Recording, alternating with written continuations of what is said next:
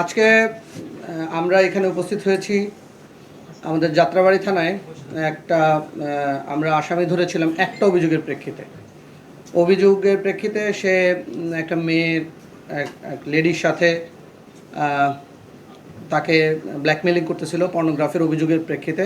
কিন্তু আমরা তাকে ধরার পরে একটার পর একটা টোটাল এ পর্যন্ত 10টা অভিযোগ পাইছি। টোটাল 10টা অভিযোগ পাইছে এবং সবগুলো একই ধরনের একই ধরনের ব্ল্যাকমেইল করেন, কখনো কখনো রেপ করেন, কখনো কখনো পর্নোগ্রাফির কাজ করেন। এবং আমরা যেগুলো ভিকটিম পাইছি সবগুলা হলেন মিরপুর এলাকা। এবং এইটার ঘটনার ধরন যদি আপনারা শোনেন তাহলে একটু ইয়াই হবেন। আমরা বাংলাদেশে এই ধরনের নর্মাল পাই না, নর্মাল বিহেভিয়ার, এই টাইপের বিহেভিয়ার আসামি পাই না। এটা আমার জন্য একটা ডিফারেন্ট কেস, আমাদের টিমের জন্য একটু ডিফারেন্ট। কারণ আসামি প্রথমে যে কোনো একজনকে ভিকটিম, স্টার্টিংটা আমরা এখন পাই নাই, স্টার্টিং পয়েন্ট পর্যন্ত যেতে পারি না।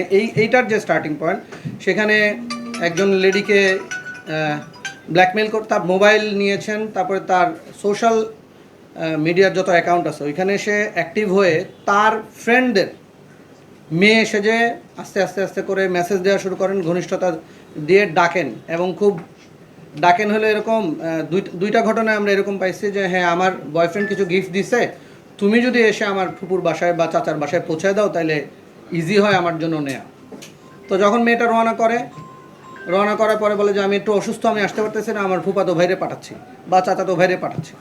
পাঠানোর পরে ওইখান থেকে সে যতগুলো ভিকটিম আমরা পাইছি এগুলো সে ইউজ করছে হলো মেট্রো স্টেশন অথবা সচিবালয়ের যে মেট্রো স্টেশনের নিচটা, ওই জায়গায় এসে কখনো ডিরেকশন দেয়, কখনো নিজেই সিএনজিতে উঠে ফুপাতো ভাই বা চাচাতো ভাই হিসেবে উঠে নিয়ে যায় হলো যাত্রাবাড়ির দুনিয়া কলেজের এখানে। আমরা 2টা স্পট পাইছি, 2টা বাসায়। তারপর মেয়েদের নিয়ে গিয়ে ওইখানে ব্ল্যাকমেইল করে, মোবাইল কেড়ে নেয়। এবং এই মোবাইল কাড়ার ফলে মোবাইল বিক্রি করার আগে তার সোশ্যাল মিডিয়ার অ্যাকাউন্টের যতগুলো আছে অ্যাকাউন্ট সে নিজের করে নেয়। তারপরে আবার ওইখান থেকে আরেক মেয়ের সাথে শুরু করে।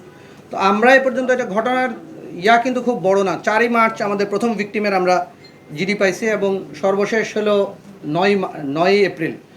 এই 1 মাস 5 দিনের মধ্যে আমরা পাইছি এ পর্যন্ত 10টা, সে স্বীকার করছে 13টা।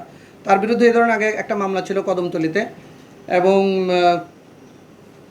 তার কোনো অ্যাসোসিয়েট আছে কিনা আমরা যাচাই বাছাই করতেছি, চেষ্টা করতেছি।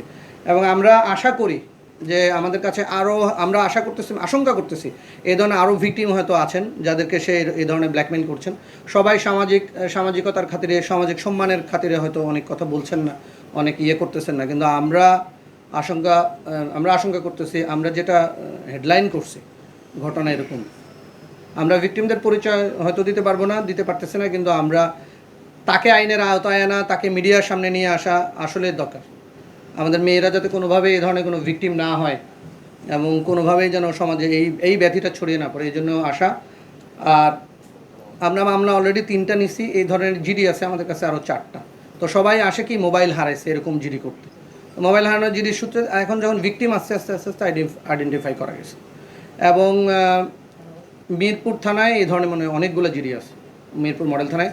এবং সবগুলো মিরপুর ভিত্তিক, যত যারা অভিযোগ করেছেন, যারা ভিকটিম, সবাই মিরপুরের ভিত্তিক। তো আমরা আরও ভিতরে যাওয়ার চেষ্টা করতেছি, দেখতেছি যে আসলে মিরপুর ছাড়া ধরেন এই 2 মাসে সে মিরপুর করছে, অন্য কোথাও এই ধরনের কোনো কাজ করছে কিনা। ধন্যবাদ। এখন আপনাদের